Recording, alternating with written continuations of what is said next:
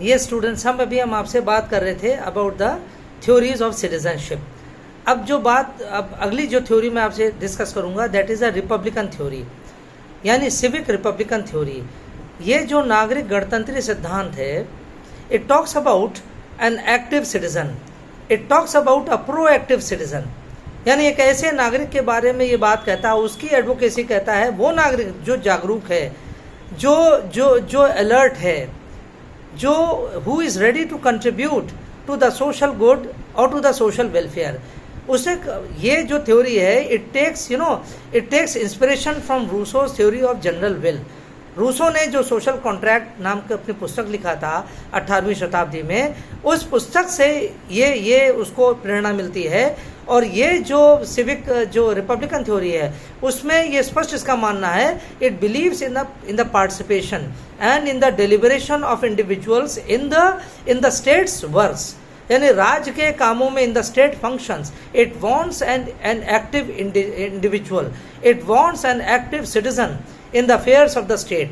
ये यानी जो अभी लिबरल थ्योरी में इससे पहले आपसे डिस्कस किया था, उसमें एक पॉलिटिकल आदमी के बारे में बात करी जाती है, यानी जो राजनीतिक रूप से बहुत सक्रिय तो नहीं है, लेकिन हाँ वो अपने कार्यों को अच्छे से कर रहा है, उसको इतनी अधिकार मिला है, स्वतंत्रता मिली, मान सम्मान मिला है कि अब उसको राजनीतिक कार्यों में हस्तक्षेप की जरूरत नहीं है। इस विचारधारा को, उदारवादी सिद्धांत की इस विचारधारा का ये खंडन करती है, ये जो सिद्धांत है। और ये सिद्धांत ये कहता है कि व्यक्ति जितना ज़्यादा आगे बढ़कर काम करेगा, हिस्सा लेगा, उतने ज़्यादा उसको मान सम्मान मिलेगा, उतना ज़्यादा राज्य और आगे बढ़ेगा, फले फूलेगा। इसलिए जो सिविक रिपब्लिकन थ्योरी है ये काफ़ी इम्पोर्टेंट, ये रखती है इम्पोर्टेंस है इसका, क्योंकि it talks about the identity of an individual. ये व्यक्ति की पहचान बताता है। एक राज्य की पहचान उसमें रहने वाले व्यक्तियों से होती है, उसमें रहने वाले व्यक्तियों के काम से, उनके योगदान से होती है। इसलिए व्यक्ति जितना ज़्यादा योगदान करेगा उतने ज़्यादा व्यक्ति, उतने ज़्यादा राज्य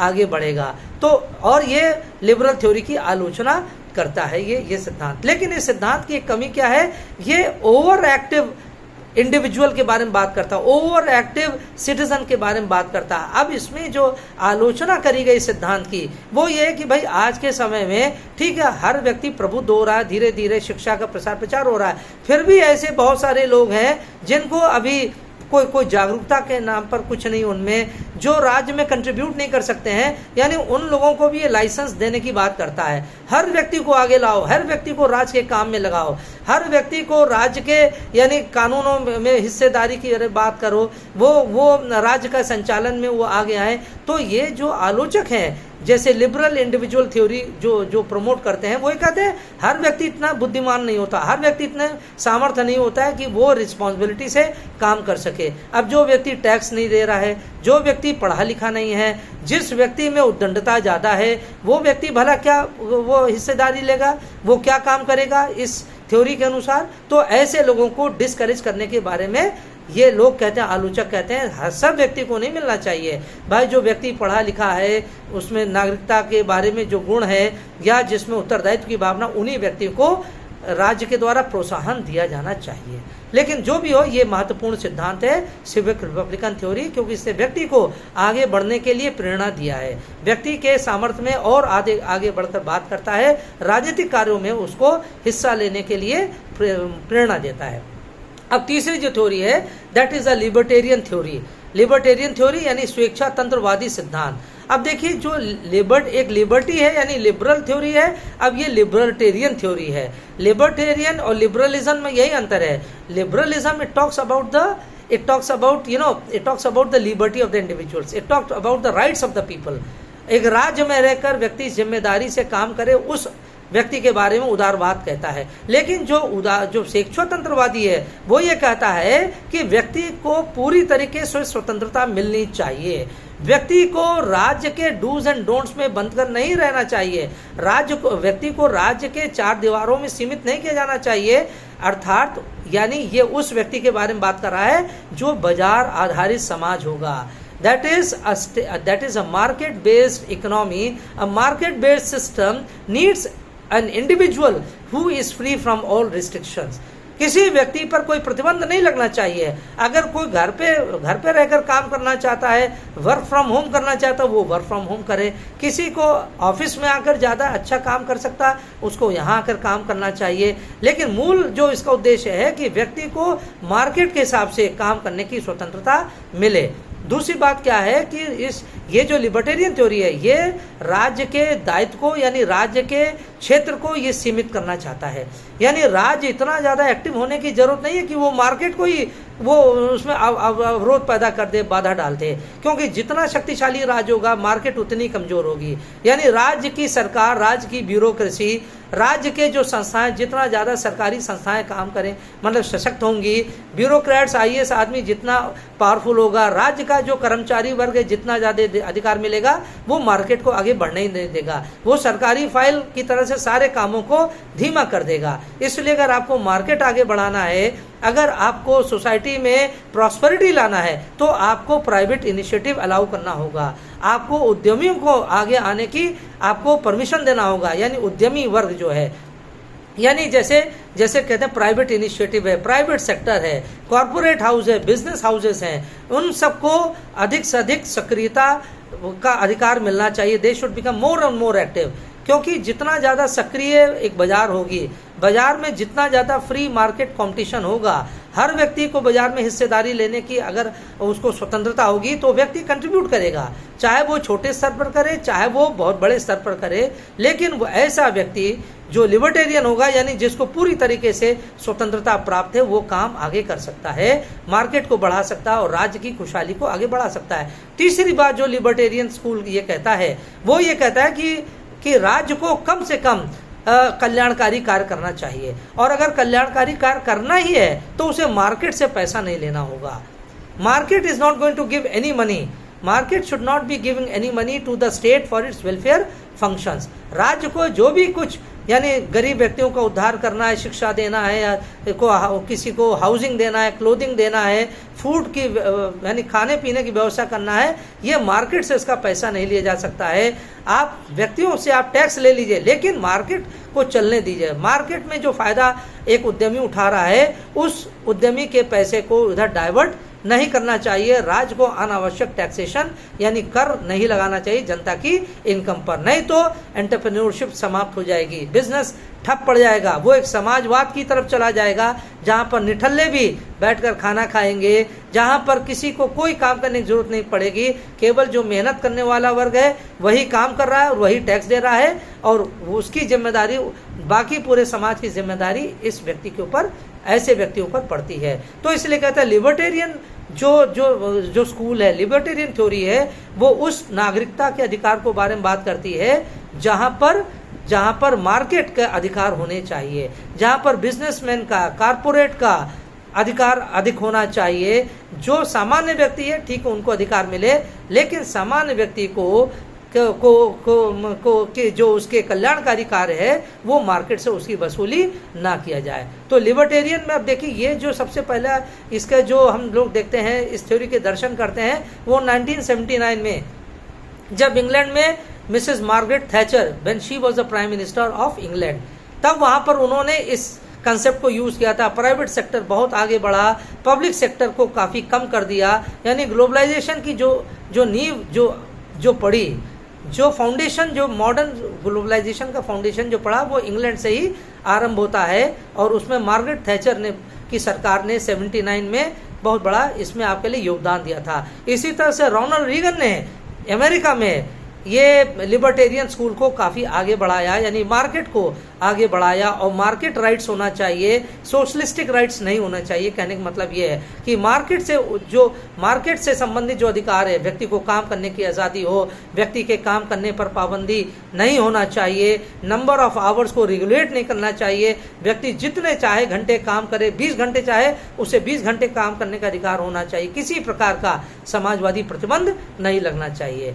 अब देखिए, इसमें 3 विचारक बड़े फेमस हैं जिन्होंने लिबर्टेरियन स्कूल को आगे बढ़ाया। एक तो जो विचारक है फ्रेडरिक हेयक। फ्रेडरिक हेयक ने 1944 में पुस्तक लिखा था, the road to serfdom. The road to serfdom was a book that was written by Friedrich Hayek in the year 1944।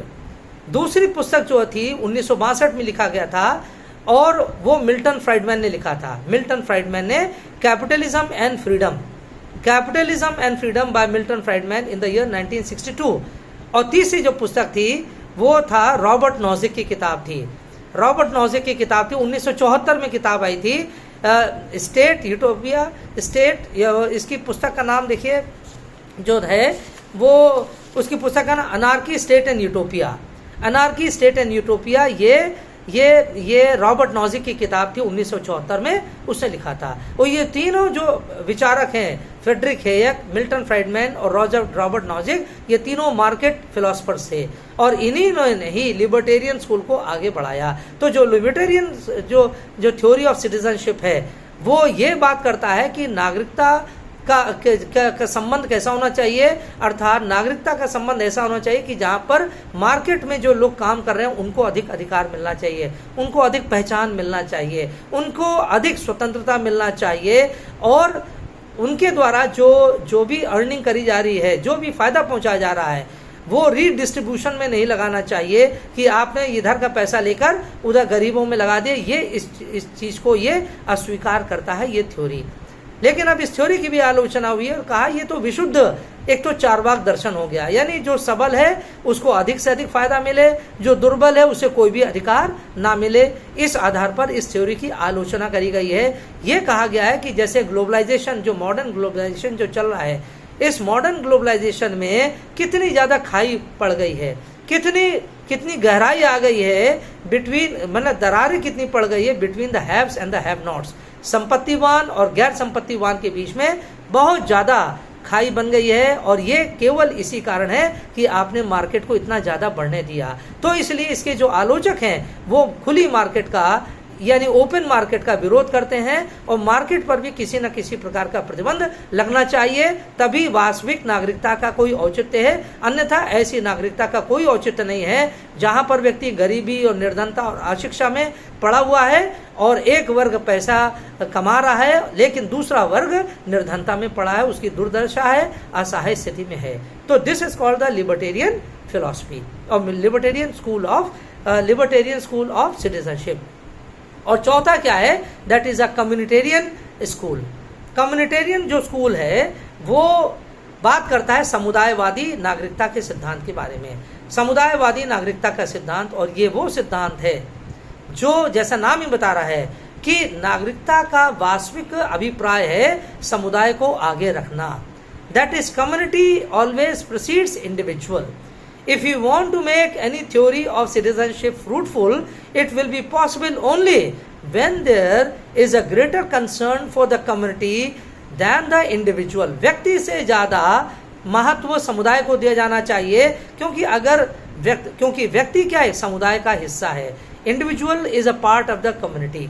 और अगर कम्युनिटी प्रसन्न नहीं होगी, खुश नहीं होगी, तो व्यक्ति विशेष क्या करेगा। चारों तरफ अगर निर्धनता है, दुर्दशा है, पूरे समाज में निर्धनता व्याप्त है, पूरे समुदाय में दुर्दशा व्याप्त है, तो एक दो व्यक्ति के खुश रहने का कोई तात्पर्य नहीं है। इसलिए प्रत्येक व्यक्ति को ये सिद्धांत ये कहता है, कम्युनिटेरियन थ्योरी कहती है कि नागरिकता का औचित्य तभी है when the whole society is affluent, when the whole society is prospering, when the whole society is moving forward, only then individual rights can have any meaning.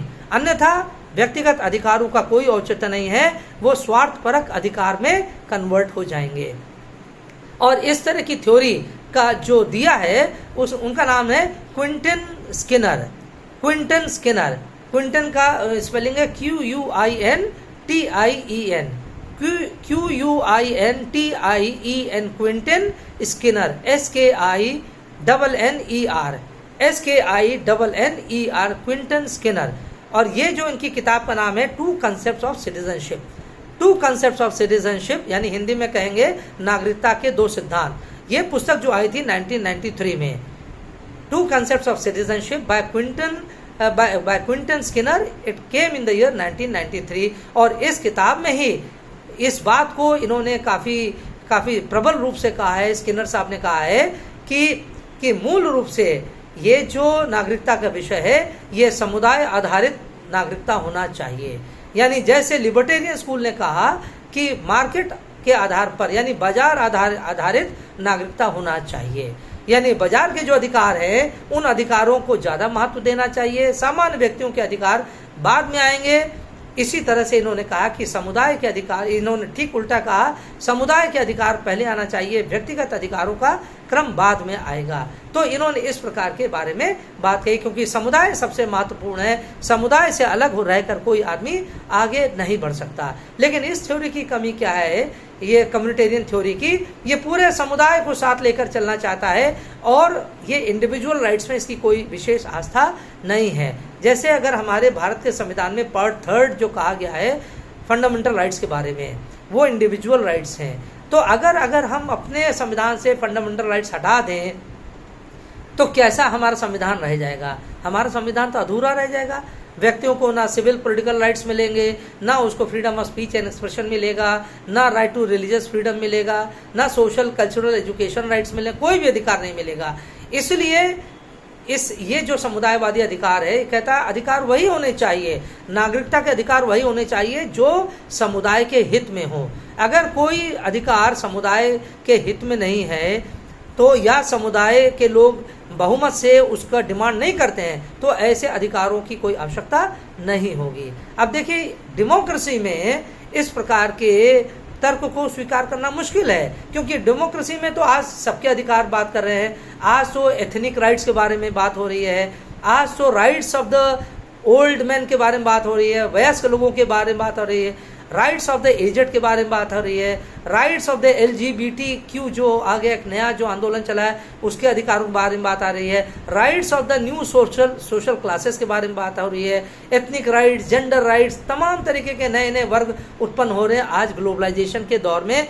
इसलिए हर सारे अधिकार केवल समुदाय से उत्पन्न होगा या व्यक्ति विशेष अगर कोई डिमांड करता है कि उसको भी अधिकार होना चाहिए तो आधुनिक लोकतंत्र उसको अभी संज्ञान लेता है और समुदायवादी जो नागरिकता के सिद्धांत, इसलिए थोड़ी कमी यहाँ इसमें ये दिखती है और इसी आधार पर उसकी आलोचना करी गई है।